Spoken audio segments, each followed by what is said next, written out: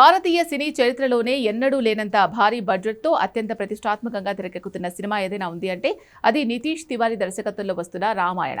దాదాపు 3,000 కోట్ల భారీ బడ్జెట్తో 2 భాగాలుగా రూపుదిద్దుకుంటున్న ఈ మైథలాజికల్ విజువల్ ఎపిక్ విడుదల కాకముందే ప్రెజెంట్ ట్రేడ్ వర్గాల్లో ప్రకంపనలు సృష్టిస్తోంది. తాజాగా ఈ సినిమాకు సంబంధించి ఒక మైండ్ బ్లాకింగ్ న్యూస్ బయటకొచ్చింది. అదేంటి అంటే ఈ మూవీ మ్యూజిక్ రైట్స్ దాదాపు 75 కోట్ల రూపాయలకు అమ్ముడైపోయాయి. ఇండియన్ సినిమా హిస్టరీలోనే మ్యూజిక్ రైట్స్ పరంగా ఇదొక బిగ్గెస్ట్ ఆల్ టైమ్ రికార్డ్.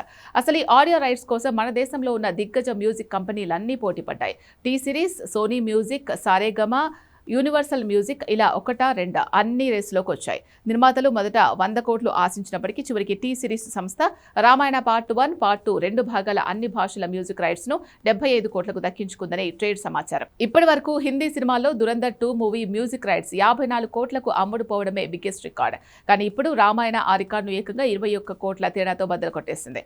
ఆ రేంజ్ రేటు పలకడానికి ప్రధాన కారణం ఆస్కార్ విన్నర్ ఏఆర్ రెహమాన్, అలాగే ఇంటర్స్టెల్లార్, ది డార్క్ నైట్ వంటి హాలీవుడ్ క్లాసిక్స్ కు మ్యూజిక్ అందించిన ఆస్కార్ లెజెండ్ హన్స్ జిమ్మర్. ఈ ఇద్దరు తొలిసారిగా ఒకే ప్రాజెక్ట్ కోసం చేతులు కలిపారు. ప్రపంచ స్థాయికి చెందిన ఈ ఇద్దరు దిగ్గజాల కాంబినేషన్ లో పాటలు మాత్రమే కాదు, బ్యాక్గ్రౌండ్ స్కోర్ కూడా నెక్స్ట్ లెవెల్లో ఉండబోతోందని సినీ అభిమానులు ఆశగా ఎదురు చూస్తున్నారు. ఏదేమైనా బాక్సాఫీస్ దగ్గర విడుదలకు ముందే 75 కోట్ల మ్యూజిక్ డీల్ తో సంచలనం సృష్టించిన రామాయణ థియేటర్స్ లోకి వచ్చాక ఇంకెన్ని రికార్డులు బ్రేక్ చేస్తుందో చూడాలి.